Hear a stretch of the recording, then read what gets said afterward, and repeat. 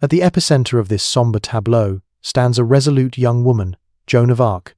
Her lithe frame is shackled, clad in frayed men's attire that echoes her audacious stand against English tyranny. No longer the valiant commander who shattered the siege of Orleans, she appears now as a branded heretic, poised on the brink of a fate engineered to snuff out her voice and shatter the embers of French. Before we unravel these veiled tales of endurance and anguish, if you're captivated by the concealed facets of history's mosaic, pause to tap that like button and subscribe for more immersive journeys into the past. And share in the comments where you're on that fateful morning of May 30th, 1431, Rouen Market Square began to swell with a restless throng, their breaths clouding in the chill air like specters of unease. The atmosphere thickened with a blend of foreboding and grim expectation, as locals assembled to behold a macabre ritual orchestrated by the occupying English forces. Dominating this arena of judgment was a slender silhouette, a 19-year-old peasant maiden named Joan of Arc, bound tightly and attired in masculine garb, her gaze unyielding amid the sea of accusing stares. The image of Joan, once a radiant emblem of defiance and renewal against English dominion, now recast as a doomed apostate, was crafted to deliver an unequivocal decree. Insurrection would be pulverized. Emerging from a humble agrarian lineage in the quaint hamlet of Domremy, tucked in France's northeastern embrace, she had embraced a modest existence steeped in devotion and toil. Yet the currents of conflict and providence propelled her beyond those pastoral confines. Guided by purported apparitions from celestial saints and seraphim, Joan proclaimed a sacred mandate to emancipate France from English clutches amid the savage 100 Years' War. Her unswerving resolve and fervent belief secured the allegiance of Charles VII, the Dauphin of France, who discerned in her the catalyst to rekindle a waning uprising. This unassuming village girl, armored and bearing a standard aloft, ascended to an improbable role as a martial strategist. Her crowning triumph, the liberation of Orleans, in 1429 reversed the war's momentum and resuscitated French spirit. Her aura on the front lines invigorated soldiers and reawakened a beleaguered realm fatigued by setbacks. To these elites, a mere maiden directing legions was an egregious violation of hierarchy, a perilous icon that might destabilize the tenuous equilibrium of influence. Now, as she perched upon the scaffold, restrained and vulnerable, Joan was stripped of her victorious mantle, the champion who had sown seeds of she was demoted to a mere exhibit, a heretic in the judgment of those intent on despoiling her dignity and heritage. The selection of her garb was intentional cruelty. Arrayed in men's garments, Joan had flouted medieval conventions of femininity, a transgression her accusers weaponized to label her a transgressor and sorceress. The attire that once epitomized her valor and heavenly calling was perverted into proof of blasphemy, rationalizing the savage retribution encircling the pyre were dignitaries and prelates, their countenances etched with implacable resolve, emissaries of an unholy pact between ecclesiastical and secular might. Resolute in exemplifying her downfall, the multitude, swelling to thousands, embodied a kaleidoscope of intrigue, bitterness, and apprehension. Some murmured invocations, others hurled taunts, cognizant that this demise transcended individual retribution. It aimed to pulverize the essence of insurgency. Amid the observers lurked English troops, French turncoats, and ordinary denizens, all compelled to partake. Joan was to perish in flames while fully aware, amplifying her torment as a vivid cautionary tableau. Her robes were drenched in sulphur to hasten the blaze's voracity, affording no quarter for compassion or evasion. The pyre was artfully assembled, a colossal furnace. The meticulous orchestration of these arrangements laid bare the savage designs of her jailers, who aspired not merely to terminate her existence but to annihilate her imprint.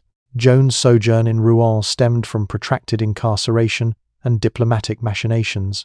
Seized by Burgundian confederates of the English in a clash, she was surrendered as a prized trophy. Her doom was forged distant from the arenas where she had once spearheaded assaults. She devolved into a mere token in a contest of supremacy and negotiation, her vitality bartered among feuding coalitions. The English and their accomplices engineered a farce of adjudication, more theatrical than equitable. Bound and laid bare to the whims of weather, Joan's serene poise amid encroaching oblivion bespoke her indomitable essence and piety. Amid degradation and torment, she endured unbroken. Her fortitude stood in stark opposition to the malice and skepticism enveloping her. To numerous beholders, Joan transcended mere insurgent or apostate. She emerged as an arc. The import of the locale, the pulsating core of Rouen market square, demands emphasis. This venue pulsed with quotidian vitality, where trade and discourse interwove beneath the vigilant gaze of civic overseers. To enact the execution here rendered it inescapable and communal, a perpetual admonition of rebellion's toll. It sought to demean Joan, diminishing her from a sovereign icon to a murmured parable among the masses. Yet, within this engineered exhibition of might, simmered an undercurrent of disquiet and strain. Some in the assembly grappled with reconciling the lore of this maiden with the frail form before them.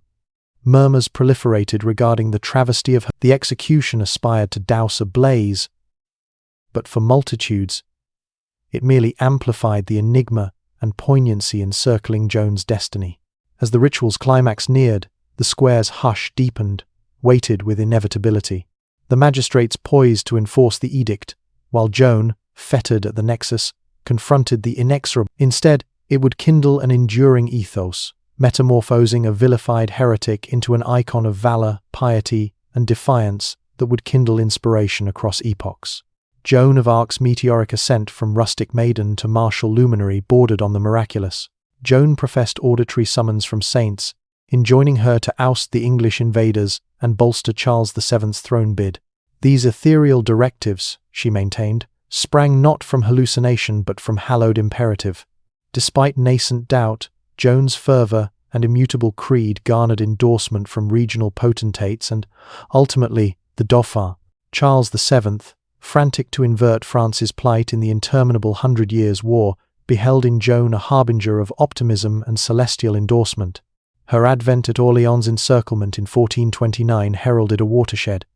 Defying probabilities, she rallied the disheartened French ranks, propelling them to shatter the. This conquest elevated a nation's ethos and authenticated Joan's assertions of supernatural tutelage in myriad eyes. Her battlefield presence transcended emblematic.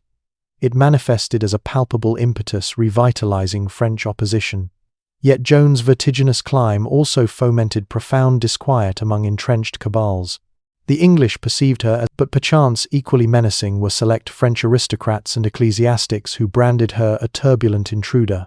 Her sex, youthfulness, and agrarian roots subverted societal strata. A lass-marshalling hosts was an aberration that discomfited the nobility, unhabituated to heeding directives from beyond their caste and gender. Her sway over Charles VII engendered envy and paranoia, as courtiers dreaded erosion of their prerogatives. The Church's posture toward Joan was labyrinthine and discordant. Her triumphs intimated divine benevolence, warranting clerical approbation. Conversely, her assertions of unmediated saintly communion circumvented orthodox ecclesiastical sovereignty. Numerous divines hesitated to sanction a persona whose revelations evaded facile oversight or corroboration. The nebulousness of Joan's mysticism rendered her susceptible to imputations of apostasy and necromancy, particularly in an epoch where the Church commanded vast dominion over creed and polity. For custodians of order, Joan incarnated a provocation to convention that demanded redress. As Joan's luminescence intensified, so did animus against her. Her laurels electrified French defiance, mobilizing yeomen and patricians to coalesce behind Charles VII. The geopolitical wagers were colossal, rendering Joan's obliteration imperative. The phalanxes opposing her transcended combat zones, infiltrating salons and synods where edicts undermined her clout and, inexorably, her vitality. This crescendo of enmity climaxed in a deliberate crusade to ensnare and discredit Joan.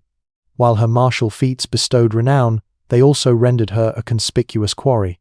Intrigue within French precincts, fused with English tenacity, primed her demise. Joan had morphed into an emblem too potent for survival, yet too resonant for obscurity. Her aura menaced to invert coalitions and architectures of authority long entrenched. Detractors viewed her not solely as a tactician but as a geopolitical encumbrance, whose excision would reinstate equilibrium and enfeeble French chauvinism. This milieu of governmental and doctrinal friction framed the sequelae of Joan's apprehension. Her foes comprehended that her adjudication and chastisement would establish precedent, admonishing aspirants to upheaval. The tribunal aspired not merely to indict Joan but to invalidate her crusade. By stigmatizing her as apostate, they endeavored to rupture the nexus between her celestial quest and French insurgency, thereby sapping the vigor of Charles VII's adherents. The confluence of governance and devotion rendered Joan's plight emblematic of vaster contests for dominion and mastery in medieval Europe. Joan of Arc's ascent and descent thus encapsulate the volatile alchemy of warfare, spirituality, and statecraft that delineated her age. Her battlefield conquests were inextricable from the societal and sacral frameworks that both empowered and fettered her. The attributes that rendered her a lodestar of aspiration, a youthful female asserting divine counsel, commanding legions, her narrative unveils the tenuousness of authority and the extremes to which overlords would venture to preserve it. Across her odyssey, Joan clung tenaciously to her persuasions, propelled by an abyssal sense of ethereal vocation. Her piety was no expedient ploy but yet it also sequestered her, exposing vulnerabilities to charges of lunacy and blasphemy. The friction between her ethereal assertions and the ossified edifices of church and realm forged a schism that would culminate in her indictment and damnation. Joan's unparalleled station defied medieval paradigms of gender and estate. In a milieu lauded by aristocratic combatants and prelatic arbiters, she materialized as a deviant who upended precedent. Her command was a radical schism from custom, disconcerting those who conflated dominion with lineage and masculine prerogative. This rupture stoked her foes' zeal to topple her, apprehensive that her paradigm might incite others to interrogate entrenched hierarchies. The chronicle of Joan of Arc's elevation is thus indivisible from the legions marshalled against her. It is a parable of aspiration and audacity, eclipsed by perfidy and dread.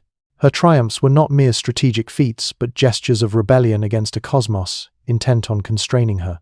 The acclaim that exalted her also ordained her doom. As her adversaries encroached, Joan's trajectory pivoted from exalted chieftain to pursued captive.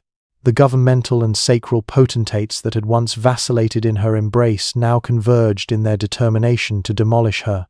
Her tale, imprinted with celestial muse and mortal vulnerability, an epoch delineated by disloyalty, orchestration, and a tribunal contrived to fracture her ethos and quench her bequest.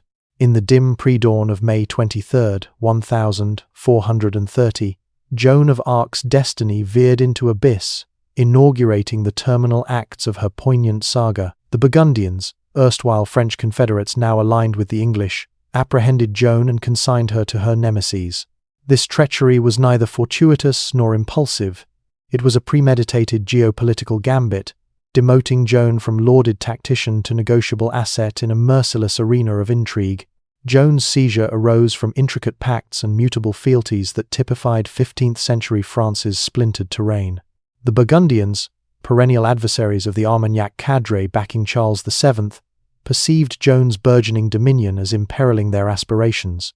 Their conveyance of her to Joan, once the quintessence of French defiance, abruptly became a detainee whose terminus was decreed remote from chivalric ideals or martial honor. The transfer was stark in its frigid utilitarianism. Joan was deprived of a war captive's decorum, treated instead as merchandise for exploitation. This barter illuminated medieval combat's grim verities, where luminaries, irrespective of exploits, succumbed to caprices of expedience. Joan's apprehension prioritized not equity but excision of a daunting barrier to English supremacy. Once ensconced in English fetters, Joan's plight plummeted precipitously. Shuttled between bastilles, her environs were austere and solitary. The English grasped that Joan's essence imperiled not solely on skirmish grounds but as a unifier and muse for France. Sustaining her vitality harbored perils, hence, her destiny hinged on an ecclesiastical assize, where her antagonists fabricated indictments of blasphemy and sorcery to vindicate her ultimate demise. Joan's consignment to English custody signified a pivot, transmuting her from martial vanguard to geopolitical hostage. This adjudication would be a pageant of potency, sculpted to mortify and dismantle the mythos Joan had incarnated. The English and their French quislings choreographed the rites with scrupulous precision, guaranteeing a foreordained denouement. Amid her bondage, Joan persisted in her intransigence. Notwithstanding seclusion and dread, she spurned retraction of her. Her tenacity was prodigious, given the colossal disparities and psychic anguish she weathered. Joan's wardens, cognizant of her mettle, resorted to subterfuge and browbeating to shatter her volition. Yet she persevered, an ode to her creed and indomitable ethos. Her confinement transcended corporeal restraint. It was a skirmish for her anima and renown. The Burgundian perfidy also accentuated alliances' fragility during the 100 Years' War. Devotions oscillated with opportunism, and pragmatism frequently eclipsed gallantry. Joan's lot was a victim of these fluxing tides, a memento that even venerated icons could be. Her seizure starkly depicted the savage substrata beneath medieval warfare's chivalric facade. Joan's incarceration featured perpetual vigilance and sequestration, contrived to estrange her from partisans and the external sphere. The English astutely recognized that liaisons with Confederates could fortify her stance or sabotage their. She was barred from counsel or missives that might bolster her vindication. This estrangement was a calculated ploy to debilitate her psychically and sentimentally, corroding the determination that had once electrified legions. The rigors of Joan's captivity were punitive and unrelenting. Immured in dank, shadowy vaults with scant amenities, this regimen intended not only castigation but spiritual fracture, rendering her pliant to avowal and disavowal of her assertions. Bodily woe was exacerbated by awareness that her doom was arbitrated distant from impartial fora. In this interlude, Joan's repute succumbed to calumny and disinformation. The English and allies disseminated fables depicting her as enchantress and apostate, intent on corroding communal backing. These allegations were artfully forged to leverage era-specific phobias of occultism and heterodoxy, plumbing profound societal disquiets. Joan's subversion of gender mores and ethereal claims. Notwithstanding these campaigns, Joan's legend persisted in motivating. Tidings of her seizure and assize disseminated through France, evoking. Joan's bondage symbolized the nation's tribulations, personifying the clash between fidelity and avarice. As Joan anticipated her tribunal, the governmental and sacral legions opposing her primed to exploit the rites. The assize sought not verity but conviction to rationalize her demise. The imputations were meticulously sculpted to exploit heterodox dreads, portraying Joan as perilous deviant over patriot. This juridical masquerade was an instrument of authority, brandished to eradicate a menace and buttress English hegemony. Her metamorphosis from exalted paragon to tribunal awaiting captive underscores status's precarity in a realm ruled by mutable pacts and stark realpolitik. The episode's post-seizure unveil not merely Joan of Arc's personal calamity but broader vortices of authority, phobia, and mastery sculpting medieval Europe. Amid her captivity's gloom, Joan's ethos endured, unfractured. Her immutable piety and defiance of captors' exigencies would delineate her ordeal's subsequent phase, a tribunal engineered to demolish her repute and sanction a demise that would reverberate globally. Yet, even confronting these formidable adversaries, Joan of Arc's inheritance as emblem of defiance and celestial quest persisted, priming the stage for the theatrical and harrowing tribunal awaiting in Rouen. Joan of Arc's tribunal was a premeditated extravaganza, painstakingly directed by English functionaries and ecclesiastical overlords, zealous to consecrate her imminent denunciation. From January, the panel, comprising 42 divines and jurists, convened not for verity's pursuit but to dismantle Joan's prestige and pulverize her embodied peril. The bench teemed with Anglophile clerics and political agents, tasked with framing her as apostate and enchantress, furnishing ethical pretext for her annihilation. Joan navigated the tribunal under draconian strictures, bereft of advocacy and exposed to unremitting scrutiny aimed at spiritual demolition. The ambience was stifling, with inquisitors deploying clout to daunt and maneuver rather than elucidate. Queries directed at Joan were frequently inductive and antagonistic, contrived to ensnare her in paradoxes or culpability concessions. Amid psychic torment, Joan preserved astonishing equanimity, reiterating her celestial apparitions and eschewing mendacious admissions. The tribunal's mechanics exemplified orchestration. Joan was sequestered, barred from partisan consultation or juridical guidance, compelled to withstand protracted inquisitions taxing her tenacity. Her examiners wielded menaces, privation, and effective coercion, striving to erode her bulwarks. The interrogators capitalized on Joan's juvenility and naivete, deploying arcane doctrinal and legal lexicon to confound and unsettle. Yet through this crucible, Joan's creed remained immutable, her retorts coherent, anchored in her assurance of divine vocation. A pivotal facet of the tribunal was fixation on Joan's vestments. The bench obsessed over her masculine raiment, recasting it as testimony to blasphemy and insurrection against divine ordinance. This allegation, ostensibly trivial amid war's expanse and intrigue, symbolized her audacity and became condemnation's fulcrum. Joan's obduracy in retaining male garb, even menaced with reprisal, was construed as recalcitrant heterodoxy, ordaining her doom in judicial eyes. Her attire evolved into a juridical and allegorical arena, emblemizing the strife between personal creed and institutional dominion. Notwithstanding relentless duress, Joan's mettle proved unassailable. Her acuity and valor impugned the rite's validity, unmasking the tribunal's geopolitical impulses. Joan's intransigence incensed her arbiters, who escalated to coercive stratagems for abjuration. Periodically, she faced torture's spectre and mortality, yet she spurned conscience's betrayal. The tribunal transcended juridical right. It was geopolitical dramaturgy contrived to sap French ethos and undermine Charles VII's validity. By stigmatizing Joan as apostate, the English aspired to sever her divine nexus and discredit French. Joan's vitality waned beneath confinements and scrutiny's burden. The bench's maneuvers crescendoed in a communal recantation engineered to demean and fracture her. Under excruciating compulsion, Joan affixed a confession repudiating her ethereal inspirations and masculine attire. This coerced avowal was a watershed, intended to evince even the staunchest's fracture. Yet, the admission's procurement under dubious duress provoked queries on its veracity and Joan's authentic designs. The abjuration scarcely assuaged judicial paranoia. Soon after, Joan was discovered in male garb anew, a deed her arbiters pounced upon as relapse into heterodoxy. This revelation rekindled judicial ire, precipitating renewed imputation of reversion to iniquity. Relapse's stigma entailed dire repercussions, effectually sealing Joan's destiny.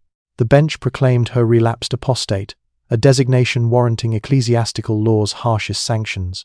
Through the tribunal, Joan's tenacity and piety contrasted vividly with her arbiter's frigid calculus. She preserved dignity amid condemnation and death's vista. The rites unveiled religion's and geopolitics' shadowy nexus, where equity yielded to authority and dogma. Joan's tribunal sought less verity than armament against dissent and control's sustenance. The tribunal's manipulation transcended Joan. Testimonies were rehearsed, proofs selectively proffered, and jurisprudence skewed for conviction. The panel labored under vehement geopolitical duress from English potentates, demanding expeditious resolution. The tribunal's architecture and execution underscored medieval equity's susceptibility to extraneous sway and ulterior agendas. Joan's sincere repentance's eschewal and persistent divine assertion vexed the bench. They aimed to depict her as contrite deviant, amenable to reintegration. Instead, Joan's immutable posture sabotaged their narrative, exposing the verdict. Her audacity amid disparities amplified unease encircling the rites, contesting the impending edict's legitimacy.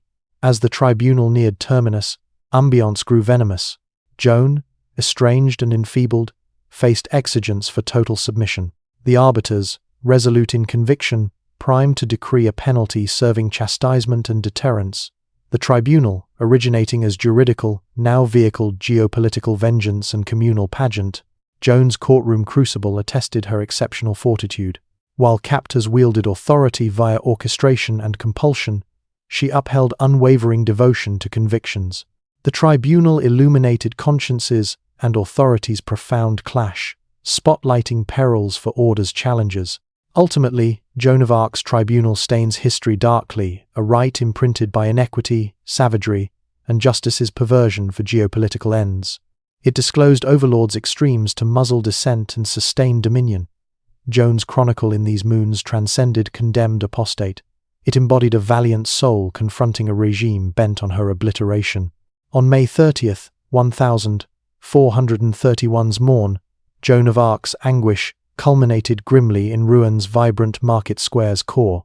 A throng of thousands amassed to behold an execution crafted as penalty and dire admonition. The ether waited with strain and ghoulish intrigue, as the doomed maiden once hopes and celestial muses' avatar poised for live immolation as apostate. The execution's preliminaries were scrupulous. Joan was shrouded in coarse mantle, sulfur saturated for swift and ferocious ignition. Limbs bound, she was lashed to robust timber stake at the square's nucleus. Executioner Geoffrey Tharage bore explicit mandates to ensure Joan's conscious conflagration, withholding mercy's whisper. This edict was deliberate barbarity, intensifying spectacle's dread and imprinting indelible scars on witnesses. The site's election was calculated. Rouen Market Square thrived as civic nexus, diurnal congregation for barter and fellowship. Enacting demise here rendered it omnipresent. Authorities' brazen proclamation to stifle residual empathy for Joan or her cause.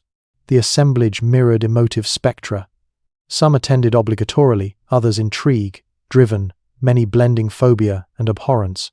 English ranks arrayed rigidly, preserving order and thwarting salvage or outcry. As flames kindled, Joan sustained composure despite cardiac terror's grip. Her terminus evinced profound piety and audacity. Chroniclers relayed that amid consuming blaze, Joan invoked Jesus' name, her timbre resounding across the plaza. Her sustained, lacerating wails endured over 10 minutes. Ode to agony's ferocity and her indomitable ethos. Her torment's vista evoked multifaceted responses among beholders. While some jeered, others the execution aspired to penalize Joan and eradicate her sway, dissuading emulators of her audacity. By live incineration, foes sought churches and state's supremacy assertion, reinforcing rebellions and heterodoxy's repercussions.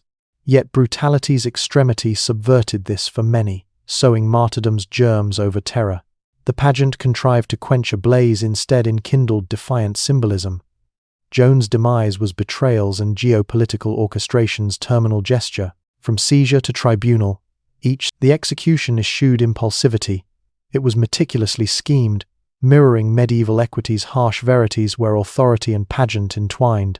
Her anguish displayed as communal doctrine, grim memento of defiance's merciless quashing. The throng's retorts wove conflicting sentiments. Some, Anglophile or reprisal fearful, taunted and vociferated derision, feigning approbation. Others, palpably perturbed, their reticence eloquent on brutality's disquiet. For multitudes, Joan transcended apostate. She was a maiden confronting demise with sublime valor, compelling injustice's confrontation.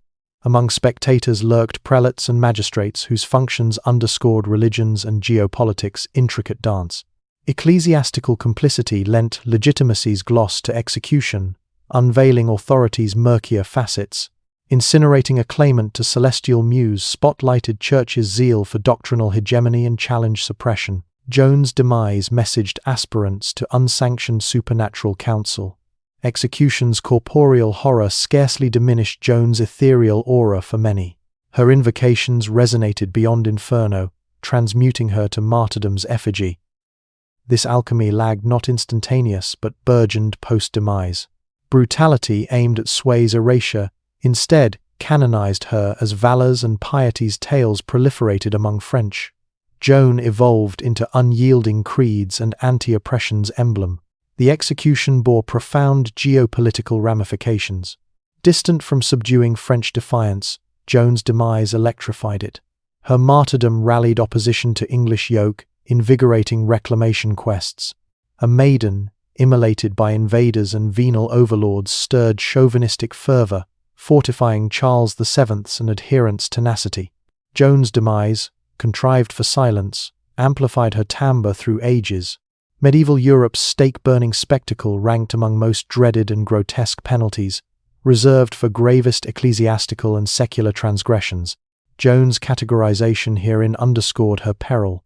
Her execution instilled phobia, exemplifying defiance's toll. Eyewitness narratives diverge in nuance but concur on moment's intensity. Joan's wails, death-facing steadfastness, and throng's variegated responses forged a vista horrific and profoundly stirring. Executioner's function transcended utility. It symbolized sentence's enactment as spectacle equaling justice. Execution's communal essence ensured Joan's torment's broad witness, embedding her chronicle in era's communal psyche. Post-event, her transfiguration from vilified apostate to martyr mobilized by brutality contrived for her demolition. Joan's execution unmasked medieval Europe's savage confluence of geopolitics, spirituality, and authority. It disclosed overlords' extremes for control and dissent's quelling. Yet, it evinced human ethos resilience and piety's and creed's perennial potency. Flames devouring Joan's form failed to douse her embodied ideal valor against despotism and immutable higher verities belief. As smoke dissipated over ruins square and assemblage scattered, Joan's demise's reverberations persisted. The execution, engineered for influence's erasure, instead canonized her as defiant hope's effigy. The blaze terminating her vitality kindled an inheritance enduring luminously through centuries. Joan of Arc's execution aspired as troublesome maiden saga's finale, one audacious in order's challenge. Yet, distant from quelling defiance or effacing sway, her demise unleashed. Her execution's aftermath unveiled martyrdoms, national ethos, and authority's contest in war-ravaged realms' intricate weave.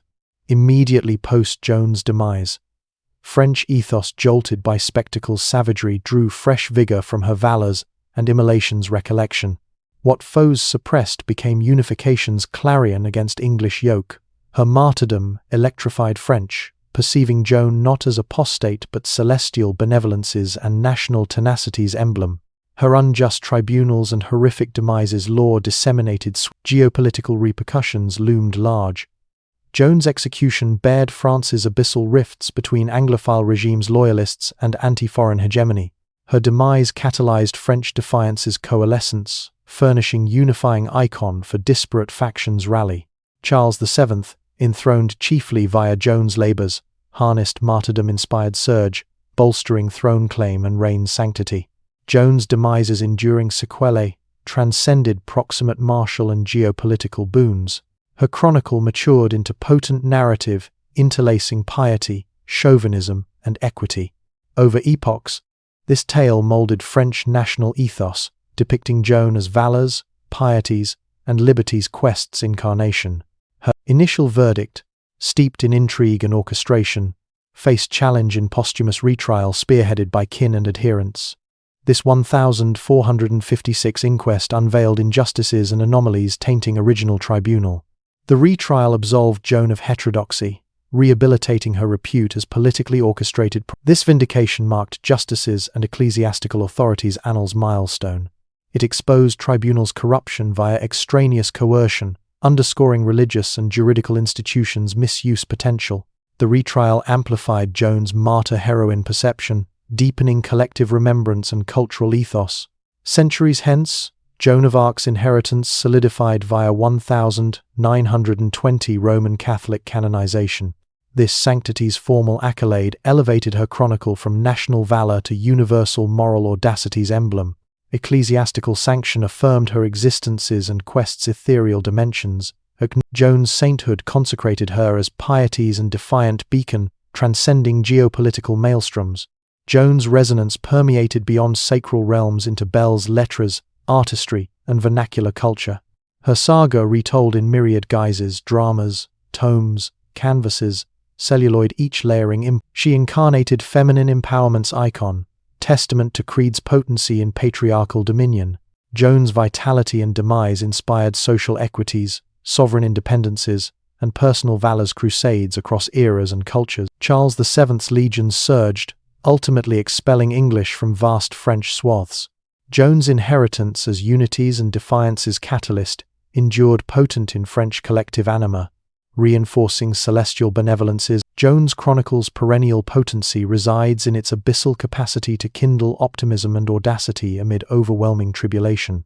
Her trajectory from rustic visionary to vilified apostate and revered martyr, reflecting Joan's execution sequelae, clarifies her demise as inception over terminus. Geopolitical and cultural undulations transmuted her from condemned apostate to tenacity's and equity's emblem. Her saga resonates enduringly, addressing universal motifs of creed, immolation, and anti-oppression. Joan of Arc's vitality and martyrdom persist as human ethos's testament and individuals' capacity via audacity and piety to sculpt history's course. Joan of Arc's saga transcended centuries, evolving from condemned apostate's tragic demise to endure. Her inheritance, forged in wars, perfidies, and martyrdom's forge, became oppression's and injustice's standards lodestar, personifying individual creed's extraordinary potency amid overwhelming tribulation.